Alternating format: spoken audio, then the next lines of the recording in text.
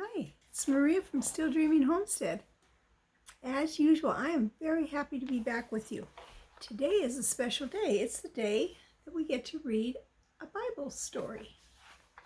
So we've been reading a lot about Abram and how God made a promise that he was going to have a son and that there would be many, many people in his family.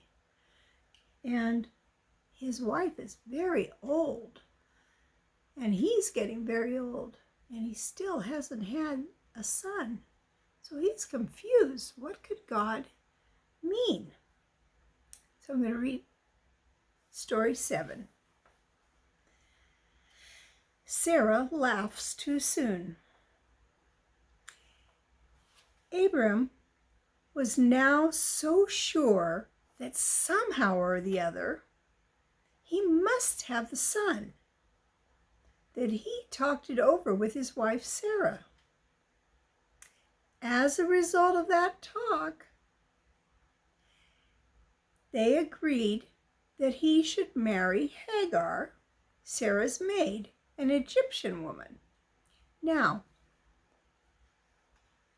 usually in our world, there was one man and one woman, and that's their marriage. But back in these days, it was a custom that men would have sometimes many wives. And sometimes they would have something they called concubines, which is not quite a wife, but still kind of. They would have children with them and live with them. And sometimes they just would take a servant and have children with them. So they agreed to this. Now, this was a big mistake.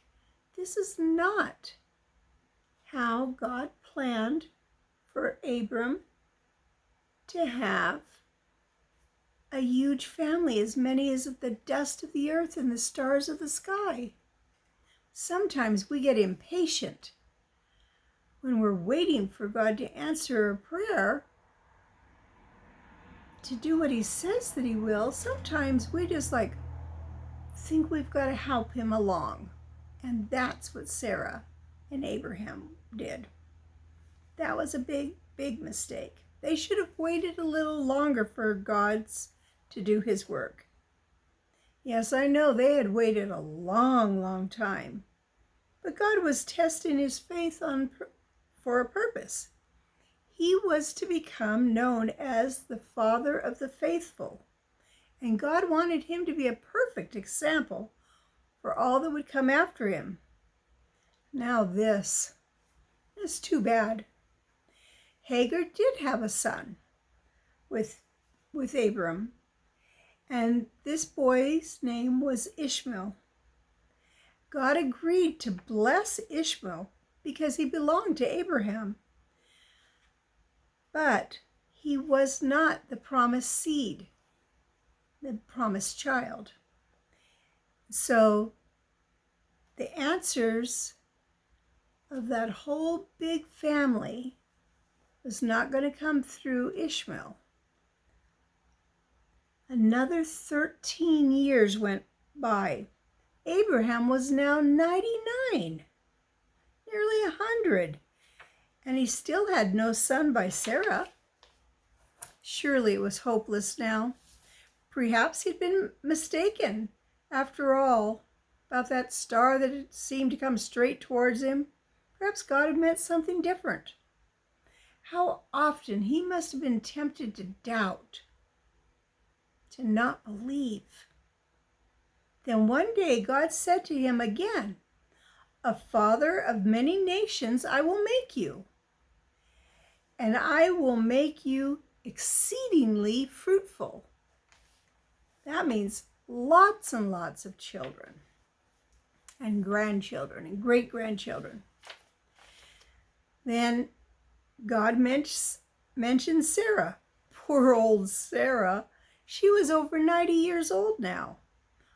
"I will bless her," God said, and give her a son by you. Yes, I will bless her and make her the mother of many nations.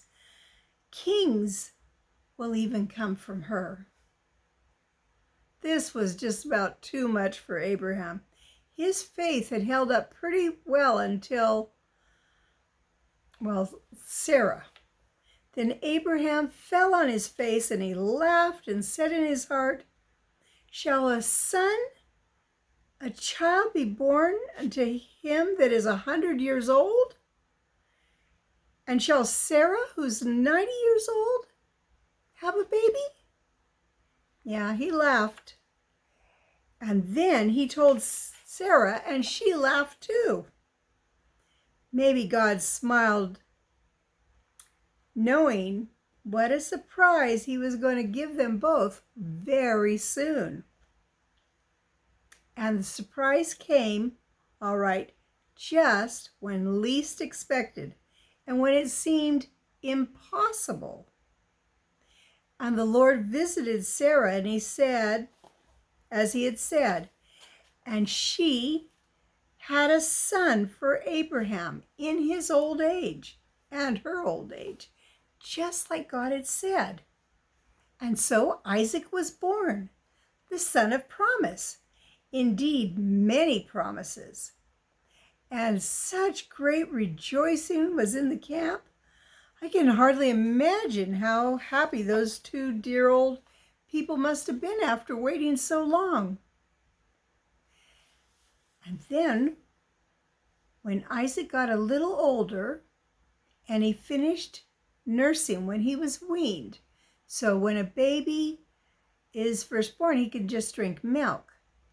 And usually that would be from the mother's breast. And that is made specially just to help that baby grow. It's a wonderful thing. But after a while, they get old enough where they can eat other things and they can drink out of a cup, and then they're weaned, so they are not on the breast anymore. And when that day happened, Abraham gave a great feast. He had something to celebrate in a big way.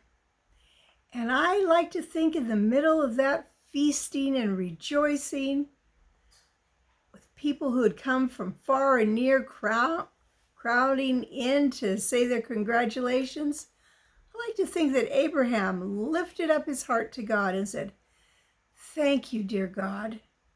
Thank you for my baby son."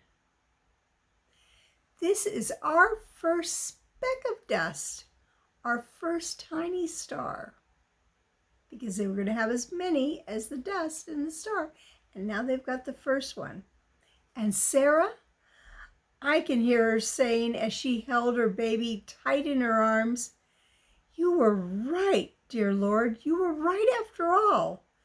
There is nothing too hard for you."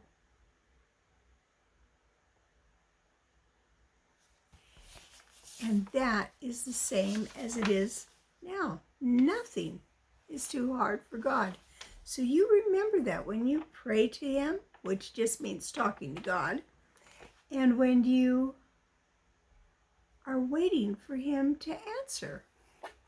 Nothing is too hard. Sometimes I have to remind myself of that too. Well, it's Maria from Still Dreaming Homestead. I love you, I really do. But more importantly, God loves you, and he always will. So, I want to pray blessings on you and yours in your house and when you're out of your house, in the day and in the night. Whatever you do, keep dreaming. I'll be back with another story tomorrow. Bye-bye.